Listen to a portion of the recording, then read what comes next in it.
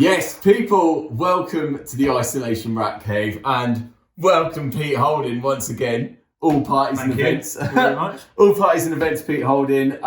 Welcome, mate. Little elbow, hello. You know, isolation and all that. Yeah. Got to be careful. Pete, I've got you in today to my secret lair. Basically, this video is DMX for dummies. Yeah. Right. Yeah.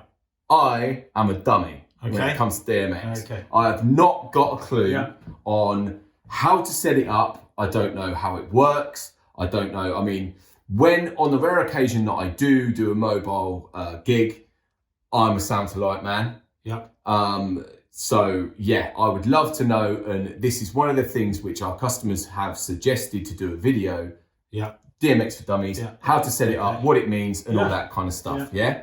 So, mate, tell me first of all, like, what is DMX? Right, so starting from the top, first of all, I think it's important to say that what we're not going to do here today is go really, really in deep. This has got to be a quick overview of what it is, how it works, and not too technical. Because we can do that. Fine by we me, can do that later on. Yeah. But I think to start at the very, very start, because the thing is, a lot of people like are a bit frightened to go anywhere near it simply because it looks very, very technical. Yeah, I completely agree with that. Yeah, and the issue with that is that by never looking at it, you never get to understand exactly what you can do. And there's loads of things that you can do with DMX. Mm-hmm. So we'll just go with a very, very quick overview. And we'll start off by saying that DMX is digital multiplex. So that's how we start. That's where the word comes from. Okay. What it actually does is gives you control over lights. Everybody knows that, but it's how does it do it? What does it do? That's it. And the best way to explain it is, if you have a microphone, it's a one-channel unit. You put it onto its channel, you match the microphone up with its receiving unit. So we'll just say, for simplicity's sake, channel 1, and you can then use it. And that microphone is just operating on one channel because it's doing one thing. If you were then plugging in another musical instrument, it would be on another channel. Yeah. So there would be, say, a bass guitar on channel 2 and a guitar on channel 3 and so on. This is very, very similar in that lighting has different components. All the lights that we use in the DJ world can do different things. Yeah. Most commonly is R, G, and B. Yeah. And you get variations of that, obviously, but R, G, and B are the main three that we'll talk about. That's red, green, and blue. Yes. Thank you for that. Thank you for the technical explanation. You're welcome. So it's not what I'm here for, but I'll chip in when I can. It's good. So red, channel 1. Okay. Green, channel 2, blue, channel 3. So there we've got 3 channels. And every light will have an ability to do a number of different things, depending on how complicated it is and how many different functions it uses. So you can have a light put into 3-channel mode, and then you could put in channels 4 and 5, which are probably going to be strobe and dimmer. Yeah. So that would be a 5-channel, and that's really, really, very simple. And then you can then go on from that into a number of different channels. And I think I found the light that we did the other week that you could go up to, I think it was 53 channels on that, which is really, really very advanced programming of the different parts of that light. Whereas what we've got here today are some really nice and simple ADJ products. Yeah, so we've got a pair of the Mega Tripar Profile Pluses, these two, and a Profile Panel RGB-A. Yes. So it's worth saying that these Tripar Profile Pluses, they're RGB and UV. Yes. So the 4th channel is UV on these. Yes.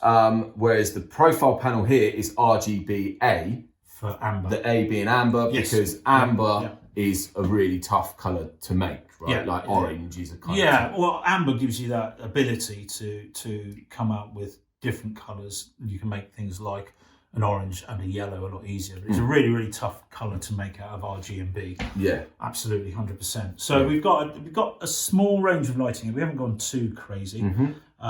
We've got a controller, a DMX controller, which is, this one is a really nice DMX controller, and what we're going to do, I'm sure, over the next few videos is go into different controllers and different types of controllers, but this is a starting point of one.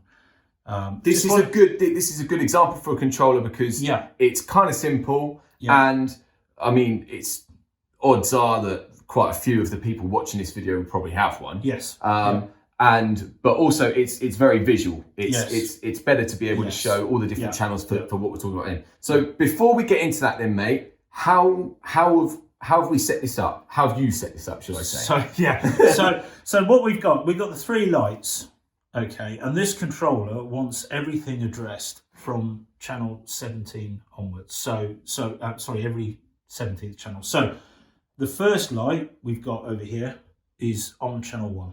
The next light we've got over here, which I've put into the sequence, is on channel 17, and then this one is on 33. So it's controlling each light individually in addresses that it knows about. So is that, so 1, 17 and 33? Yes. That's every 17, so 16 in the middle. Is that just for this Dmx controller? It is. Would it be different for every Dmx controller? Yes. Right. Likely Okay. to be. So this kind of takes me on to something which I have learned about DMX. And this is probably the most important thing that you guys need to know as well, is you do need to spend a bit of time reading the manuals of your lights and of your Dmx controllers because they all differ. Right? I mean, we said then typically red, green and blue are the first 3. That's typical amongst the majority of the lights out there. But you need to look in the manual to look at the different like what bits and bobs are. So so here I've got a page out of a manual for this is for the profile pluses. And it shows you what each different channel does and their functions within that. And there's everything from controlling red, green and blue to strobe and dimmers, but also going through the program modes and even the sound to light modes as well. So, but we're not going to get that far in this video. We're going to keep it simple. We're going to keep it pretty simple, but the manual for your unit, you're absolutely right.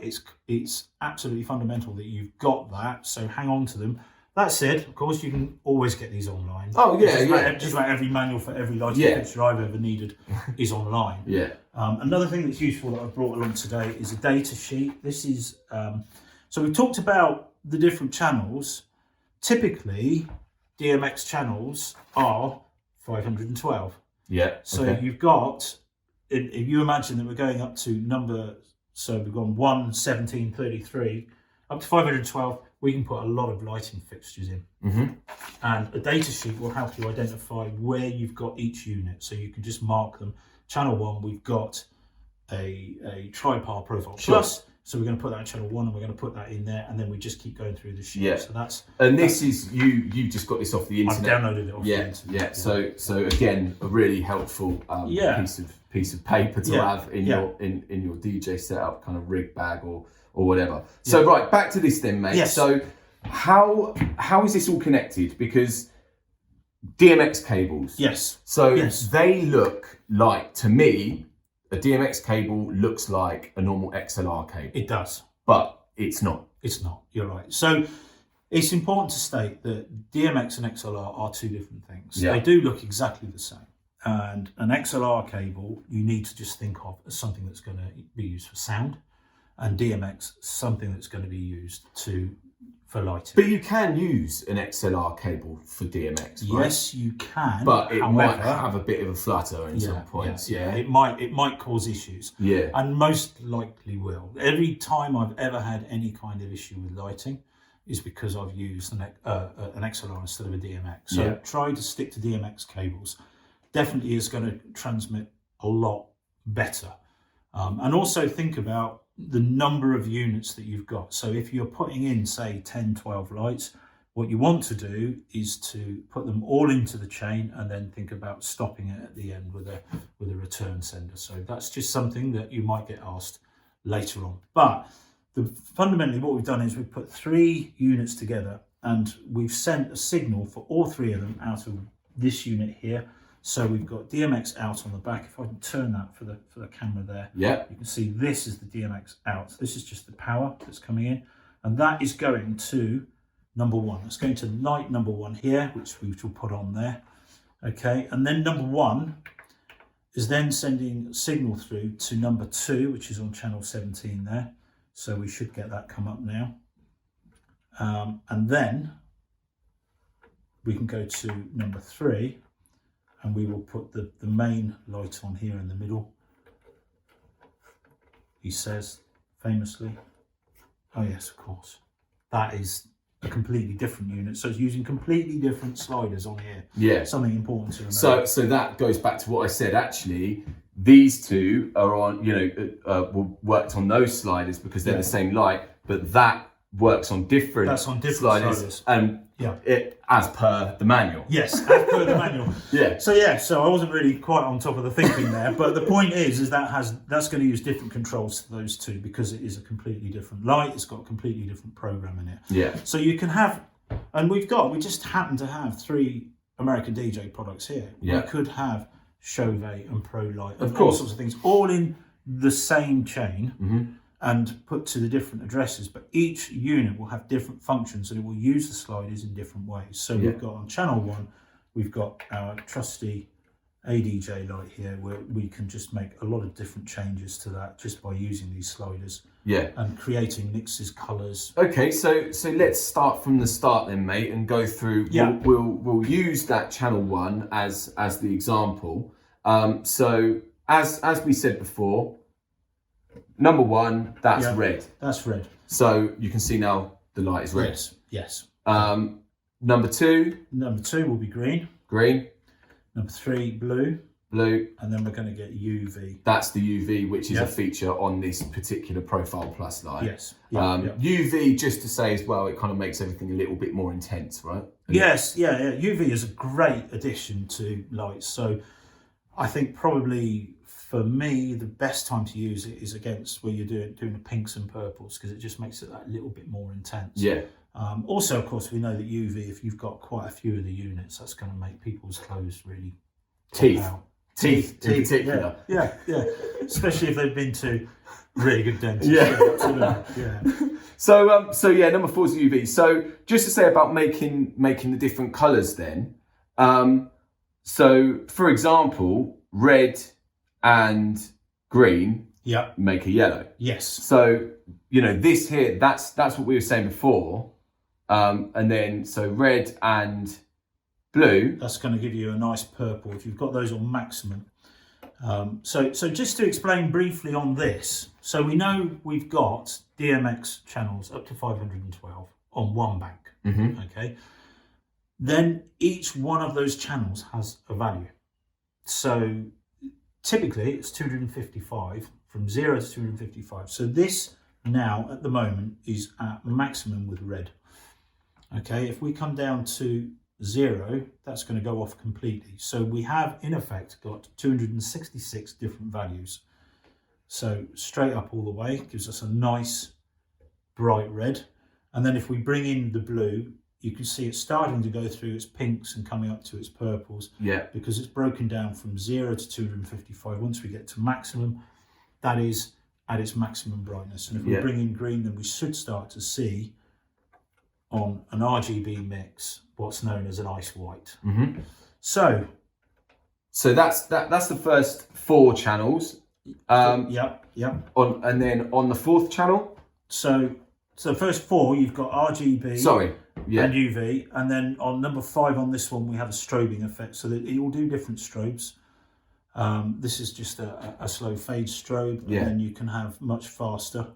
But all this, again, just to reference back, is in the manual for this particular light. So when you get to a certain point, for example,